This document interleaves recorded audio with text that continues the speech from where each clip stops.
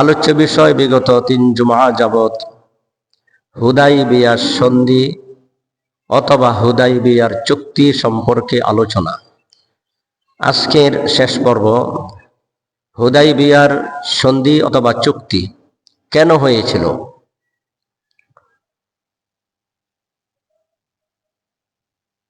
এই হুদাইবিয়ার সন্ধিটা হচ্ছে সারা বিশ্বকে ইসলাম প্রচারের চিরন্দাজ, অর্থাৎ সারা বিশ্বে ইসলাম প্রচারের বিজয়ের প্রবেশদ্বার। আলোচনায় এক পর্যায়ে মদিনাতুল মুনাব্বারা থেকে আল্লাহর নবী 1400 সাহাবায়ে কেরামকে নিয়ে উমরা এবং হজ পালন করার জন্য, পশু কোরবান করার জন্য 70টি উট এবং অসংখ্য বেড়া, দুম্বা নিয়ে 1400 সাহাবায়ে কেরামকে নিয়ে আল্লাহর নবী হুজুরে আকরাম সাল্লাল্লাহু আলাইহি ওয়াসাল্লাম যখন হুদাইবিয়া নামক স্থানে আসলেন, আল্লাহর নবীর চৌকুশ গোয়েন্দা বাহিনী ছিল। গোয়েন্দা বাহিনীর মাধ্যমে জানতে পারলেন যে কাফেররা ঐক্যবদ্ধ হয়ে তারা যুদ্ধের জন্য প্রস্তুতি নিয়েছে। আল্লাহর নবী এবং সাহাবায়ে কেরামকে এই বছর তারা মক্কায় বাইতুল্লাহ শরীফে ঢুকতে দিবে না। হুদাইবিয়া নামক স্থানে যাওয়ার পর সাহাবায়ে কেরাম নবীজির কাছে আয়েশা বলতেছেন, ইয়া রাসূলুল্লাহ, সেখানে একটি ঝর্ণা আছে, একটি পানির কূপ আছে, পানির ঝর্ণা, কিন্তু সেই পানির কূপে কোনো পানি নাই। নবীজির কাছে আয়েশা সাহাবীর বললেন, কয়েকজন সাহাবী বলেন, ইয়া রাসূলুল্লাহ,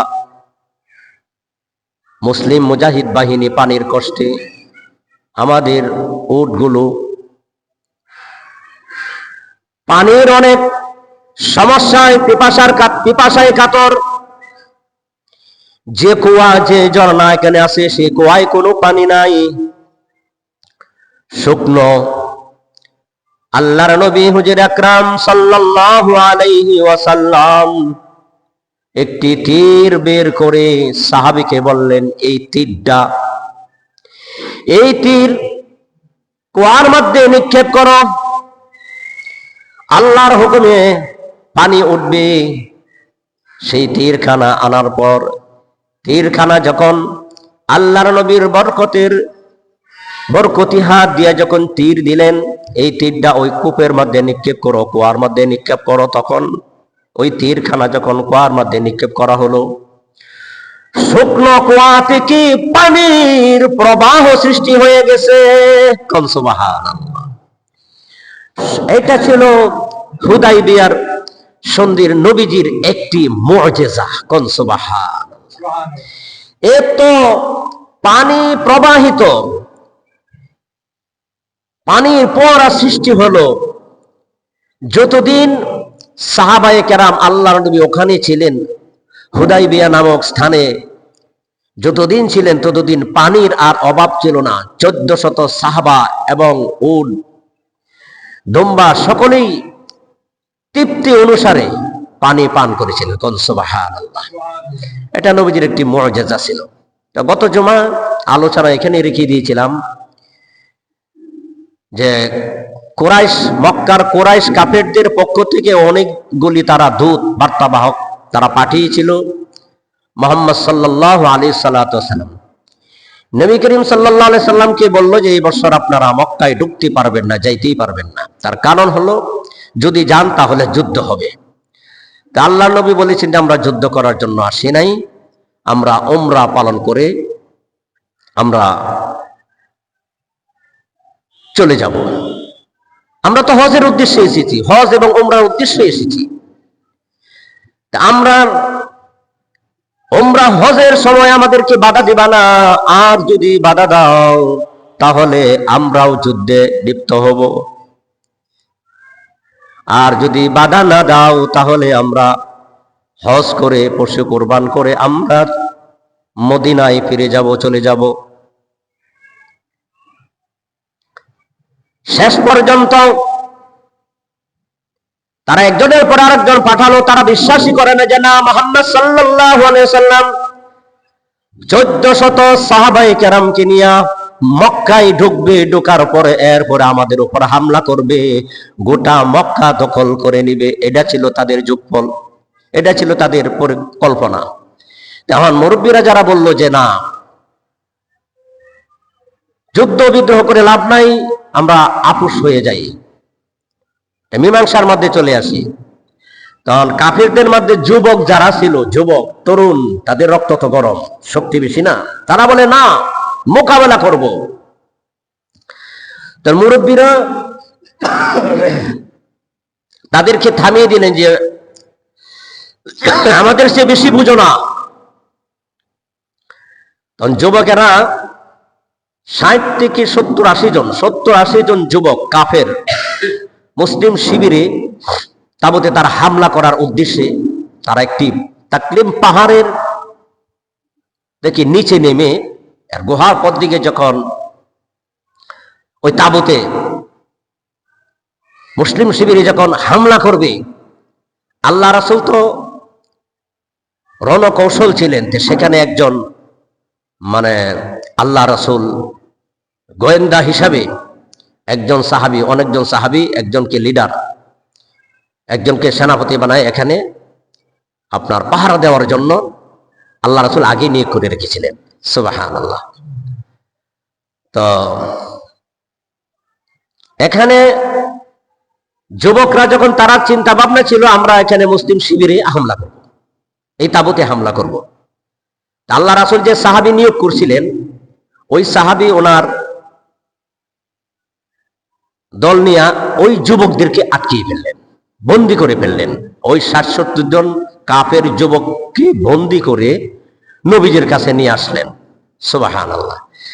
আল্লাহর নবী তো যুদ্ধ করার জন্য আসেন নাই, নবীজির ইচ্ছা তো উমরা এবং হজ এবং উমরা করে চলে যাবেন। তো সেই জন্য সেই 60-70 জন যুবক যারা আসছিল, যারা বন্দী হয়েছিল, তাদেরকে ছেড়ে দিলেন, সহানুভূতি দেখালেন, তাদেরকে ছেড়ে দেওয়া হলো।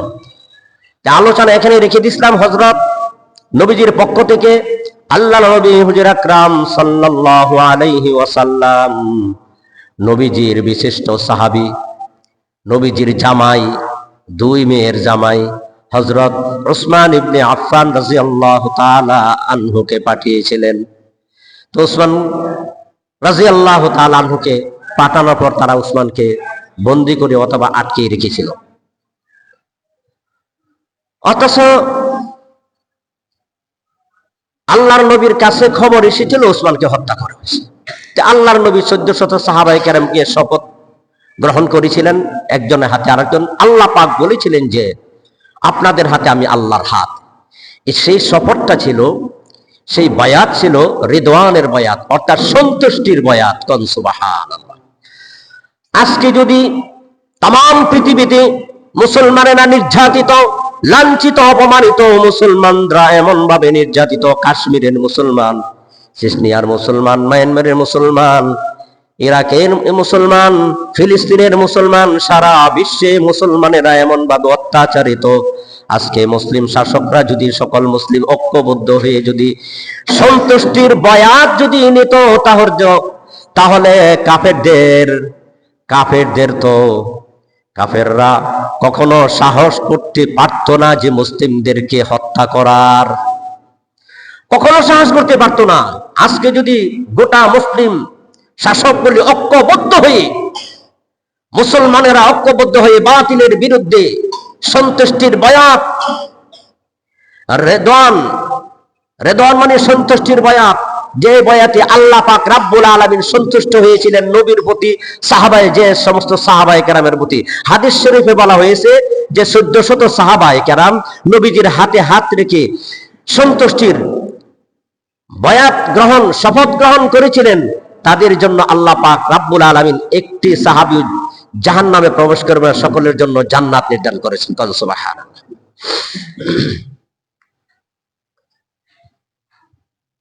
তো কাফেররা যখন খবর পেল মুসলমানেরা তো শপথ গ্রহণ করে ফেলেছে, আর বাঁচার কোনো উপায় নাই। তার কারণ মুসলমানদের শক্তি তারা পরীক্ষা করে দেখেছে।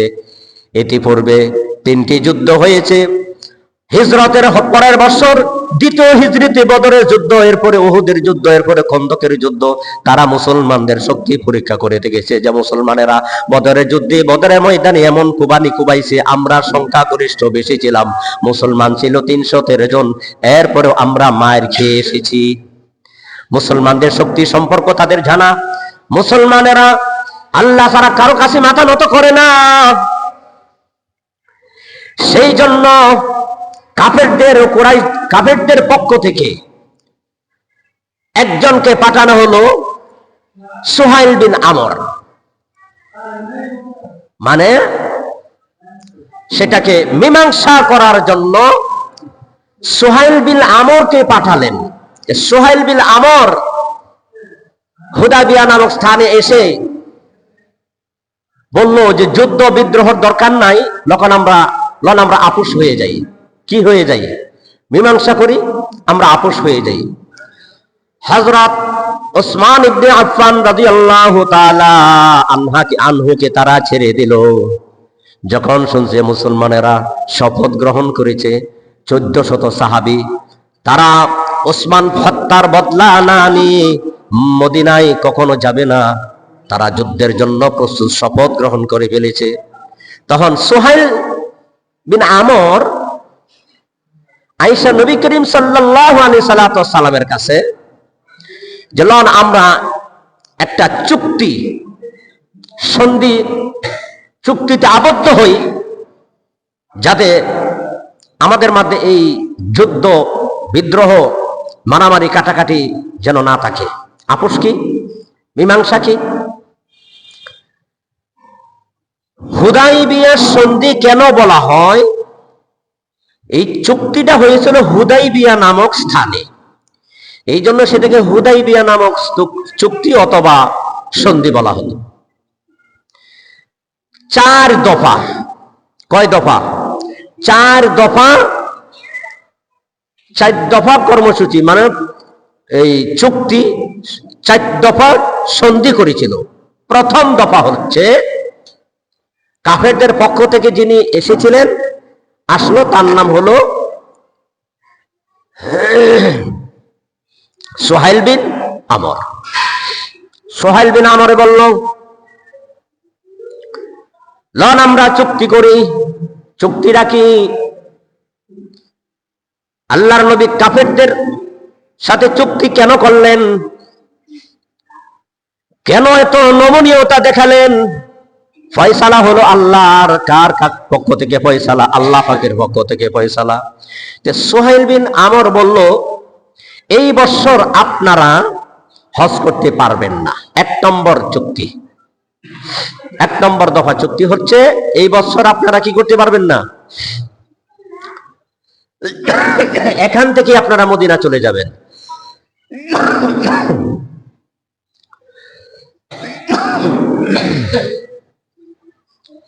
আগামীতে আপনারা আয়েশা হজ করবেন, উমরা করবেন এবং তরবারি, খুশবুদ্ধ তরবারি নিয়ে আসবেন, অর্থাৎ খোলা তরবারি না। সুহাইল বিন আমর 1 নম্বর প্রস্তাব কাফেরদের পক্ষ থেকে। সে বলল, এবছর আপনারা বাইতুল্লাহ শরীফে, হারাম শরীফে ঢুকতে পারবেন না, আপনার এখান থেকেই চলে যাইতে হবে। এটা হলো 1 নম্বর চুক্তি, 1 নম্বর কর্ম দফা।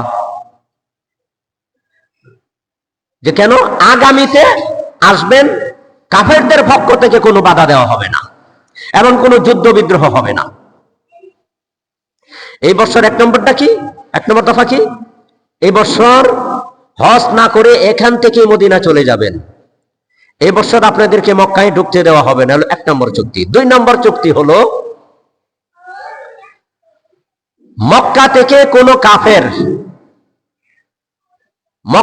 কোনো কাফের যদি মুসলিম হইয়া মদিনায় চলে আসে, ইসলাম গ্রহণ করে যদি মদিনায় আসে, তাহলে ওই কাফেরদেরকে, ওই মুসলমানদেরকে যারা মক্কা থেকে মুসলমান ইসলাম ধর্ম গ্রহণ করে মদিনায় চলে যাবে, তাদেরকে ফেরত দিতে হবে। তাদেরকে কি দিতে হবে? তাদেরকে ফেরত দিতে হবে। আর মদিনার মুসলমান যদি মক্কায় আসে, তাহলে তাদেরকে ফেরত দেওয়া হবে না। সাহাবীরা তো অসন্তুষ্ট, সাহাবীরা তো এই প্রস্তাবে রাজি না যে মক্কা থেকে যারা ইসলাম ধর্ম গ্রহণ করে যারা মদিনায় আসবে, তাদেরকে আবার মক্কায় ফিরাই দিতে হবে। আর মদিনার ইসলাম ধর্ম গ্রহণ করে যারা মক্কায় চলে যাবে, তাদেরকে মদিনায় ফেরত দিবে না। মানে দুটোটাই তাদের জিদ, তাদের পক্ষে। মক্কা থেকে যারা ইসলাম ধর্ম গ্রহণ করে যারা মদিনায় আসবে, তাদেরকে মক্কায় ফেরত দিতে হবে। আর এই মদিনা থেকে যারা মক্কায় আসবে, তাদেরকে ফেরত দেওয়া হবে না। এটা হলো 2 নম্বর চুক্তি। কয় নম্বর? 1 নম্বর চুক্তি, এবছর আপনারা হজ করতে পারবেন না, উমরা করতে পারবেন না, আপনারা চলে যাইতে হবে। আগামীতে হজ করবেন, উমরা করবেন, আমরা কোনো বাধা দিব না। 1 নম্বর। 2 নম্বরটা কি? মক্কা থেকে কাফের মুসলমান হইয়া মদিনা গেলে তাদেরকে ফেরত দিতে হবে, কিন্তু মদিনার মুসলমান যদি মক্কায় আসে, কাফেররা ফেরত দিবে না। এই চুক্তিটা কিন্তু খুব মারাত্মক, এই চুক্তিটা খুব ভয়ানক। তো সাহাবায়ে কেরাম বললেন, ইয়া রাসূলুল্লাহ, এটা কেমন চুক্তি? এই চুক্তিতে আপনি রাজি হলেন কেন? মক্কা থেকে ইসলাম ধর্ম গ্রহণ করে যারা মদিনায় আসবে, তাদেরকে আবার ফেরত দিতে হবে, আর মদিনার মুসলমান যদি মক্কায় যায়, তাদেরকে ফেরত দেওয়া হবে না। ইয়া রাসূলুল্লাহ, এটা তো বৈষম্য, এটাতে কিরকম? এই প্রস্তাবে আপনি রাজি হলেন কেন? আল্লাহর নবী বললেন, সাহাবায়ে তোমরা শোনো, মদিনা থেকে যারা মক্কায় চলে যাবে মুরতাদ, তারা তো মুরতাদ, তারা তো মুসলমান হতে পারে না। মদিনার মুসলিম হইয়া যদি মক্কায় চলে যায়, তারা তো মুরতাদ হইয়া যায়, তারা তো মুরতাদ হয়ে গেল। তাদেরকে আনার দরকার নাই, ওই ভাইরাস দল থেকে বের হয়ে গেলেই ভালো। প্রত্যেক দলে কিছু ভাইরাস থাকে দেখবেন, কিছু এমন ধরনের ভাইরাস, ভয়ঙ্কর ভাইরাস দলটারই শেষ করে দেয়। এমন কথা বলে, এক নেতার নাম শুনেন নাই? ফজলু, কিশোরগঞ্জের ফজলু। সে বলছে কি জানেন? ও মা বোনেরা, আলেমদের স্ত্রীরা শোনো, তোমরা আলেমদের সন্তান পেটে নিবে না। নাউজুবিল্লাহ, আলেমদের সন্তান পেটে নেওয়ার কথা না করছে, ও কি মানুষ? তাহলে কার সন্তান পেটে নিবে? অত জঘন্য! আলেমদের সন্তান পেটে নিবে না, আলেমদের স্ত্রীরা কার সন্তান পেটে নিবে? তোর মার বিয়ে পড়েছিল কি? আলেমদেরকে দেখতে পারো না? আলেমদের দরকার লাগে, যখন বিপদ আসে তখন ঘেরঘিরি শুরু হয়ে যায়, আলেমরে ডাক দেয় তওবা ভরানির লাগিয়া। বিয়ার সময় দরকার পড়ে যে আলেমদের বাচ্চা পেটে রাখবা না। কত বড় জঘন্য, কত বড় লম্পট, বদমাইশ!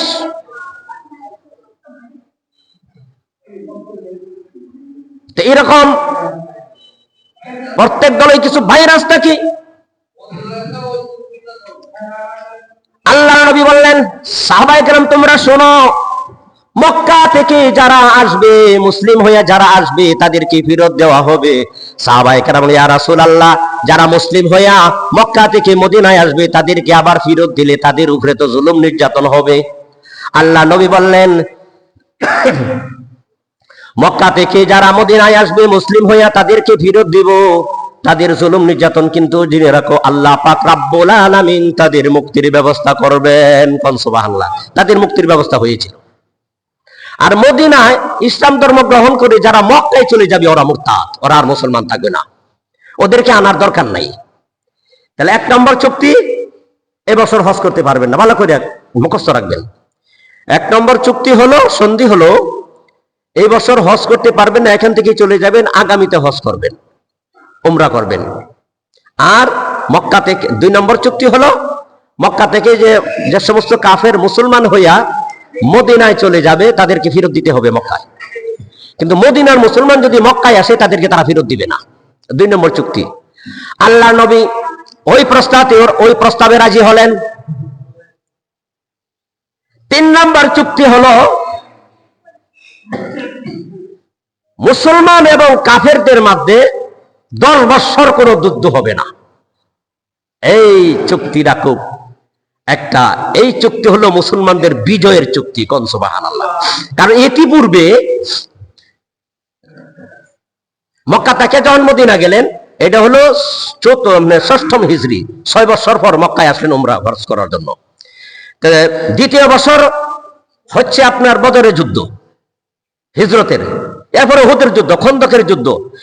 অন্য রাষ্ট্রে দাওয়াত পৌঁছানোর কোনো সময়ই পান নাই, কোনো আপনার পান নাই, সুযোগই পান নাই। কারণ কি, যুদ্ধ একটার পর একটা লেগে আছে। 10 বছর কাফের এবং মুসলমানদের মধ্যে চুক্তি। কাফের এবং মুসলমানদের মধ্যে চুক্তি হলো 10 বছর কাফের এবং মুসলমানরা কোনো মারামারি, যুদ্ধ, বিদ্রোহ লিপ্ত হবে না। সেটা হলো মুসলমানদের জন্য একটা বিজয়। তার কারণ হলো 10 বছর যদি যুদ্ধ না হয়, এই 10 বছরে সারা বিশ্বে ইসলাম প্রচার করার সুযোগ পেয়েছে মুসলমানেরা। কোন সুবহানাল্লাহ। এই চুক্তি। 4র্থ নাম্বার চুক্তি হলো, 4 দফা চুক্তি তো। 4র্থ নাম্বার চুক্তি করলো সুহাইল বিন আমর। সে বলল যে কোন কাফের কুরাইশদের পক্ষ থেকে যদি মুহাম্মদ সাল্লাল্লাহু আলাইহি সাল্লামের সাথে চুক্তি আবদ্ধ হয়, তাদের দলভুক্ত তারা থাকবে। আর যদি আমাদের সাথে চুক্তি হয়, তাহলে তারা আমাদের দলভুক্ত থাকবে। কাফেরদের পক্ষ থেকে যদি মুহাম্মদ সাল্লাল্লাহু আলাইহি সাল্লামের সাথে তারা চুক্তি করবে, তারা মুহাম্মদ সাল্লাল্লাহু আলাইহি নবী করিম সাল্লাল্লাহু আলাইহি সাল্লামের দলভুক্ত। আর যারা কাফেরদের সাথে চুক্তি করবে, তারা কাফেরদের অন্তর্ভুক্ত হবে। এই 4টা চুক্তি। কয়টা? 4টা চুক্তি যখন হয়ে গেল, আল্লাহর নবী রাজি হলেন।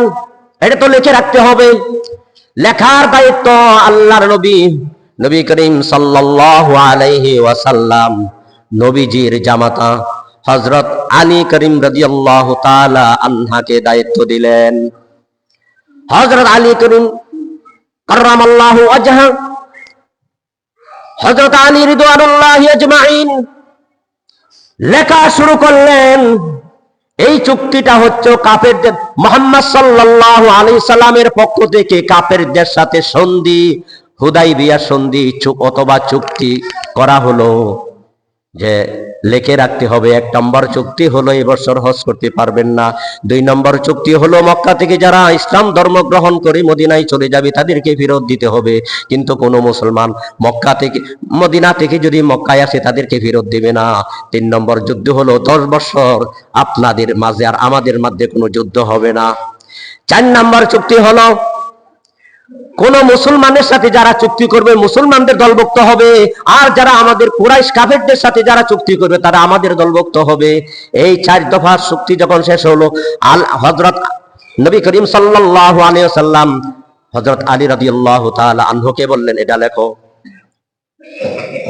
এই চুক্তিনামা খসড়া তৈরি করলেন, লিখতেছেন। কারণ আল্লাহর নবী বললেন, হায় আলী, সর্বপ্রথম লেখো বিসমিল্লাহির রহমানির রহিম। মুমিনেরা কোন কাজ শুরু করার আগে কার নাম নেয়? আল্লাহর। এটা হলো মুমিনের বৈশিষ্ট্য। মুমিনেরা কোন কাজ শুরু করার আগে বিসমিল্লাহির রহমানির রহিম। আর আমাদের দেশের এমন কিছু শেষরান, এমন চামচা আছে, তারা বক্তৃতা দিতে গিয়া আল্লাহর নাম নাই, আল্লাহর প্রশংসা নাই। তাদের উপরের শ্রেণীর নেতাদের প্রশংসা করতে করতে 2-3 মিনিট, 4 মিনিট, 5 মিনিট চলে যায়। এটা হলো কি জাতের বেহায়া! চিন্তা করেন আপনি। আর যে আল্লাহ কথা বলার বাকশক্তি দিয়েছেন, যে আল্লাহ বুদ্ধি দিয়েছেন, সে আল্লাহর নাম আগে নাও। মুসলমানেরা কোন কাজ শুরু করার আগে বিসমিল্লাহ বলবে, বক্তৃতা শুরু করার আগে বলবে নাহমাদুহু ওয়া নুসাল্লি আলা রাসূলিহিল কারীম, অথবা আলহামদুলিল্লাহ, আল্লাহ পাকের প্রশংসা, আল্লাহর নাম আগে আসবে। হেরা উপরের স্তরের নেতাদের চামচামি করতে করতে জায়গা 5 মিনিট। আল্লাহর নাম নাই, আল্লাহর প্রশংসা নাই। আল্লাহর নবী হযরত আলী করিম রাদিয়াল্লাহু তাআলা আনহুকে বললেন, হে আলী, লেখো বিসমিল্লাহির রহমানির রহিম। হযরত আলী রাদিয়াল্লাহু তাআলা রিদওয়ানুল্লাহি আজমাইন যখন লিখবেন, সুহাইল বিন ওই কাফেরদের পক্ষ থেকে যে এসেছে সুহাইল বিন আমর, সে বলতেছে, আলী কি করতেছো, কি লিখতেছো? বিসমিল্লাহির রহমানির রহিম, রহমান কেডা এটা আমরা চিনি না। নাউযুবিল্লাহ, ওইটা লেখা যাবে না, বিসমিল্লাহির রহমানির রহিম লেখা যাবে না। আল্লাহর নবী বললেন যে, হে সুহাইল, তাহলে কি লিখবো তুমি বলো। হযরত আলী রাদিয়াল্লাহু তাআলা আনহু গুসায় অন্তরটা ফেটে যাচ্ছে। কাফের বাচ্চা কই কি, বিসমিল্লাহির রহমানির রহিম লেখা যাবে না। আর হযরত ওমর রাদিয়াল্লাহু তাআলা আনহু, উনি কি গরম না নরম? হ্যাঁ, কিরকম গরম? ওমরে দেখলে শয়তান পর্যন্ত রাস্তা ছেড়ে দেয়। সুবহানাল্লাহ, ওমরে দেখলে শয়তান পর্যন্ত রাস্তা ছেড়ে দিত, কারণ তাওহীদবাদী মুসলিম ছিলেন। হযরত ওমর রাদিয়াল্লাহু তাআলা আনহু তরবারি হাতে নিলেন, একবার বের করে আরেকবার রাখে। সহ্য হচ্ছে না, রাগ তো কন্ট্রোলে নেওয়া যাচ্ছে না। কাফের বলে কি যে বিসমিল্লাহির রহমানির রহিম লেখা যাবে না? আল্লাহ নবী বললেন, দেখেন আল্লাহ নবী এত নমনীয় কেন, নবীজি এত নমনীয় হলেন কেন? এটা ফয়সালা কার? আল্লাহর ফয়সালা কার? নমনীয় কেন হলেন এটা পরে বুঝবেন, আলোচনা আসবে সামনে। তোমার মোবাইলটা দেওয়া আচ্ছা। তখন আল্লাহ নবী হুজুর আকরাম সাল্লাল্লাহু আলাইহি ওয়াসাল্লাম বলেন, সুহাইল বলো তাহলে কি লিখবো? ওদের লেখেন বিসমিকা আল্লাহুম্মা। কি লিখবে? বিসমিকা আল্লাহুম্মা। যাই হোক, আমি একবার শর্ট করে দিচ্ছি। তখন এরপর আল্লাহ নবী বললেন, লেখো হাযা মা কাদা আলাইহি মুহাম্মাদুর রাসূলুল্লাহ সাল্লাল্লাহু আলাইহি ওয়াসাল্লাম। মুহাম্মদ সাল্লাল্লাহু আলাইহি ওয়াসাল্লামের পক্ষ থেকে কাফেরদের সাথে সন্ধি বা চুক্তি হচ্ছে, এই 4 দফা। তখন ওই সুহাইল বিন আমর বলল, এই আলী থামো, কি লিখতেছো? মুহাম্মাদুর রাসূলুল্লাহ, আমরা তাকে মুহাম্মাদুর রাসূলুল্লাহ মানি না। মুহাম্মাদুর রাসূলুল্লাহ যদি মানতাম তাহলে তো যুদ্ধই হতো না, তাহলে তো তার কাছে আমরা মুরিদি হয়ে যাইতাম, তার অনুসারী হতে তো চুক্তির দরকার হলো না, ওইটা লেখা যাবে না। আল্লাহর নবী বললেন, আলী রে, মুহাম্মাদুর রাসূলুল্লাহ সাল্লাল্লাহু আলাইহি ওয়াসাল্লাম কোথায় লিখেছো ওখান থেকে কেটে দাও, কেটে দাও, এটা কেটে দাও। আলী বললেন, ওয়াল্লাহি ইয়া রাসূলুল্লাহ, আল্লাহর কসম, আমহাহু আহাদা আবাদা, আমি এটা পারবো না লিখতে। মুহাম্মাদুর রাসূলুল্লাহ কেটে মুহাম্মদ বিন আব্দুল্লাহ, এটা আমার দ্বারা সম্ভব না। আল্লাহ নবী বললেন, কোথায় মুহাম্মাদুর রাসূলুল্লাহ লিখেছো দেখাও আমাকে, আমি নিজে কেটে দিব। সুবহানাল্লাহ, নবীজি কতটা নমনীয় হলেন, এর কারণ আছে এখানে। এরপরে আল্লাহ নবী মুহাম্মাদুর রাসূলুল্লাহ সাল্লাল্লাহু আলাইহি ওয়াসাল্লাম নিজের হাতে কেটে দিলেন। এরপরে হযরত আলী রাদিয়াল্লাহু তাআলা আনহুকে বললেন, হে আলী, লেখো মুহাম্মদ বিন আব্দুল্লাহ, মুহাম্মদ ইবনে আব্দুল্লাহ, উক্তব লেখো মুহাম্মদ ইবনে আব্দুল্লাহ, আব্দুল্লাহর বেটা। মুহাম্মাদের পক্ষ থেকে এই কাফেরদের সাথে চুক্তি। তাহলে এতটা নমনীয় কেন হলেন? এই 4 দফা কর্মসূচি হতে শেষ হতে না হতেই মক্কা থেকে আবু জান্দাল নামক এক মুসলমান হয়েছেন, এক সাহাবী রাদিয়াল্লাহু তাআলা আনহু। উনি নির্যাতিত, ওনারে মারতে মারতে সারা শরীর থেকে রক্ত বের হচ্ছে। আবু জান্দাল রাদিয়াল্লাহু তাআলা আনহু হেসরাইতে আস্তে আস্তে ওই মুসলমানদের শিবিরে আসলেন। আসিয়া বললেন, ইয়া রাসূলুল্লাহ, আমি ইসলাম ধর্ম গ্রহণ করেছি, এই দেখুন এই কারণে আমার উপরে এত যন্ত্রণা, সরাসরি চামড়াটা ফেটিয়ে দিয়েছে, এমন ভাবে আঘাত করেছে। তখন সুহাইল বিন আমর বললেন, এই চুক্তিনামা শুরু হবে আবু জান্দালকে দিয়া। আল্লাহ নবী বললেন, তার মানে কি? হ্যাঁ, চুক্তির মধ্যে লেখা হয়েছে মক্কা থেকে যারা মুসলমান হইয়া হিজরত করে মদিনায় আসবে তাদেরকে ফেরত দিতে হবে। আবু জান্দাল তো মুসলমান হয়ে গেছে, আপনাদের সাথে হিজরত করে যাইতে চায়, কিন্তু অন্ত ফেরত দিতে হবে। আল্লাহ নবী বলেন, দেখো সে নির্যাতিত, অনেক কষ্ট, আমার সম্মানের দিকে তাকায়া হলেও তাকে তোমরা মুক্তি দাও, ছেড়ে দাও। না, চুক্তি চুক্তি যেটা লেখা হয়েছে হয়েছেই, যেটা লেখা হয়েছে হয়েছেই। তখন আবু জান্দাল রাদিয়াল্লাহু তাআলা আনহু ওই শিবিরের মুসলমানদের দিকে তাকায় বলে, মুসলমানেরা আমাকে বাঁচাও, ওই কাফেররা তো আমাকে আবার ওই কুরাইশদের কাছে, কাফেরদের কাছে নিয়ে যাবে, আমাকে তো একবারে মেরে ফেলবে। আল্লাহ পাক রব্বুল আল্লাহর নবী হুজুর আকরাম সাল্লাল্লাহু আলাইহি সাল্লাম, ইয়া আবু জান্দাল, ধৈর্য ধরো, ইসবির, ধৈর্য ধরো, আল্লাহ পাক রব্বুল আলামিন তোমার মুক্তির ব্যবস্থা করে দিবেন, ধৈর্য ধারণ করো। আর এমনি ভাবেই এরপরে একদল মহিলা আয়া উপস্থিত, একদল মহিলা এসে উপস্থিত। মহিলা আবু জান্দাল যখন কাঁদতে লাগলেন, সাহাবীদেরকে তাকাইয়া, ও মুসলমানেরা, আমাকে তোমরা কাফেরদের কাছে দিও না। কিন্তু আল্লাহর নবী ফিরিয়ে দিলেন, কোন চুক্তি করা হয়েছে কাফেরদের সাথে সন্ধি, কোন মুসলমান যদি মানে মদিনায় যায় তাদেরকে ফেরত দিতে হবে। একদল মহিলা আসলো, একদল মহিলা আসার পরে আয়েশা বলতেছে, ইয়া রাসূলুল্লাহ, আমাদের খ্রিস্টানদের, আমরা মুসলমান হয়েছি, আমরা নির্যাতিত। আল্লাহর নবী তখন বললেন, ওই কাফেরদের পক্ষ থেকে যে এসেছিল সুহাইল বিন আমর, বললেন মহিলাদেরকে ফেরত দেন। আল্লাহর নবী তখন কৌশল খাটালেন। কি খাটালেন?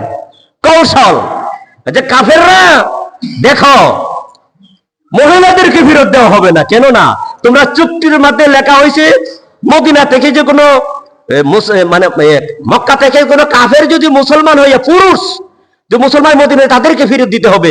মহিলাদের বেলা তো চুক্তি লেখা হয় নাই, মহিলাদের বেলা চুক্তি লেখা না, অর্থাৎ মহিলাদেরকে ফেরত দেওয়া হবে না। আল্লাহ পাক রব্বুল আলামিন ওই মহিলাদের পক্ষে আল্লাহ নবীর কাছে কোরআনে কারীমের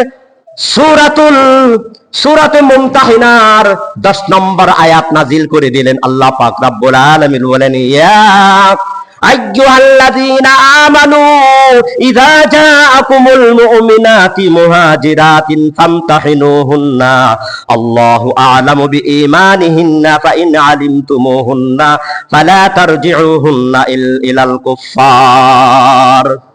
হে মুসলমানেরা, আল্লাহ পাক রব্বুল আলামিন জানায় দিলেন, কোন মুহাজির মহিলা দেশ থেকে হয়ে হিজরত করে যদি তোমাদের কাছে চলে আসে, তাদেরকে পরীক্ষা করবে তারা কি মুমিনা কিনা, আসলেই তারা মুমিনা কিনা, ইসলাম ধর্ম গ্রহণ করেছে কিনা। আল্লাহ তো ভালো জানেন তারা মুমিনা নাকি কাফের, আল্লাহ তো ভালো জানেন। তাদেরকে পরীক্ষা করার পর যদি দেখো তারা মুমিনা, তখন কাফেরদের কাছে ফিরাইয়া দিও না। ওই মহিলাদেরকে ফয়সালা কার? আল্লাহ পাক বলছেন তাদেরকে কাফেরদের কাছে ফিরাইয়া দিও না। কেননা আল্লাহ পাক রব্বুল আলামিন আয়াতের পরের অংশ, আল্লাহ পাক রব্বুল আলামিন বলেন, লা হুন্না হিল্লুন লাহুম ওয়া লা হুম ইয়াহিল্লুনা লাহুন্না ওয়া আতুহুম মা আনফাকু। ওই মুসলিম মায়েরা, কোন মুসলমান মহিলা কাফেরদের জন্য বৈধ নয়, আর কাফেররা মুসলমান মহিলাদের জন্য বৈধ নয়। তাদের সাথে যদি লেনদেনও থাকে, বিয়ে হয়ে থাকে, সেটা বিচ্ছিন্ন করে তারা যদি তাদের পিছে খরচ করে তাকে খরচ তো দেয়া দেও। কোন সুবহানাল্লাহ। আয়াত নাযিল, আয়াতের পরের অংশ। এরপরে আল্লাহ পাক রব্বুল আলামিন বলেন,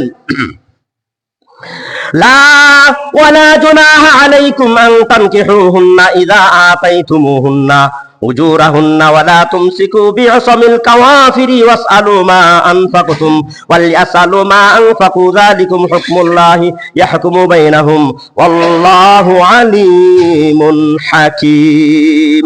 তোমাদের মধ্যে যদি তাদেরকে উপযুক্ত মহারানা দিয়া বিয়ে করতে চাও, তাদেরকে বিয়ে করো। কোন সুবহানাল্লাহ। মুসলমানদের মধ্যে, হ্যাঁ শেষ করে দিচ্ছি, যদি উপযুক্ত মহারানা তাদেরকে দিয়া তোমরা যদি বিয়ে করো, তা তোমাদের কোনো দোষ নেই। কোন সুবহানাল্লাহ। কিন্তু কাফেরদের কাছে ফিরিয়ে দিও না, এবং কাফেরদের সাথে যদি ওই মুসলিম মহিলাদের সম্পর্ক থাকে, বিচ্ছিন্ন করে দাও। যদি ফানা লেনদেন থাকে, সেটাও কি, হ্যাঁ, লেনদেন পরিশোধ করে দাও। আর মুসলমানরা, তোমরা যদি কাফের মেয়েদের সাথে সম্পর্ক থাকে, মানে মক্কা থেকে যারা হিজরত করে মদিনা গেছিলেন, দাদা বাপ মুসলমান হয়েছে, ছেলে হয় নাই, স্বামী হয়েছে, স্ত্রী হয় নাই, স্ত্রী হয়েছে, স্বামী হয় নাই, ব্যাপারটা তো এরকম ছিল। হ্যাঁ, তে আল্লাহ পাক রব্বুল আলামিন জানিয়ে দিলেন, কাফেরদের জন্য কোনো মুসলিম মহিলা বৈধ নয়। তোমরা উপযুক্ত মহারানা দিয়ে তাদেরকে বিয়ে করতে পারবে, এবং কাফেরদের সাথে সম্পর্ক যদি থেকে থাকে এটা বিচ্ছিন্ন করে তাদের পাওনা তোমরা দিয়া দাও। এবং কাফের মহিলাদের সাথে যদি তোমাদের সম্পর্ক থাকে, সম্পর্ক বিচ্ছিন্ন করে তাদের পাওনা যদি থাকে, তাদের কাছে পাও, সেই পাওনা তোমরা ছিনিয়ে নাও। কোন সুবহানাল্লাহ, আল্লাহ তাআলার ফয়সালা। তো এখানে আরো অনেক কথা আমি শেষ করতে পারলাম না। তো হযরত ওমর রাদিয়াল্লাহু তাআলা আনহু রাগে ক্ষিপ্ত হইয়া নবীজিকে বলছেন, ইয়া রাসূলুল্লাহ, আমার একটি কথা, যে কি আমরা কি হকের উপর নই? যে আমরা হকে, তা আমরা যদি মরি আমরা শহীদ হব, জান্নাতে চলে যাবো, কাফেররা মরলে জাহান্নামে যাবে, এটা কি সঠিক নয়? যে হ্যাঁ, আপনি কি সত্যিকার আল্লাহর রাসূল নন? হ্যাঁ, আমি আল্লাহর রাসূল। তাহলে এই চুক্তি আমরা কেন মেনে নিব?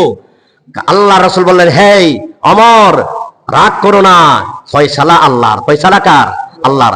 আল্লাহ তাআলা রাব্বুল আলামিন এই হুদায়বিয়ার সন্ধিকে এক বিজয় ঘোষণা, এক সুস্পষ্ট বিজয়ের ঘোষণা করেছেন।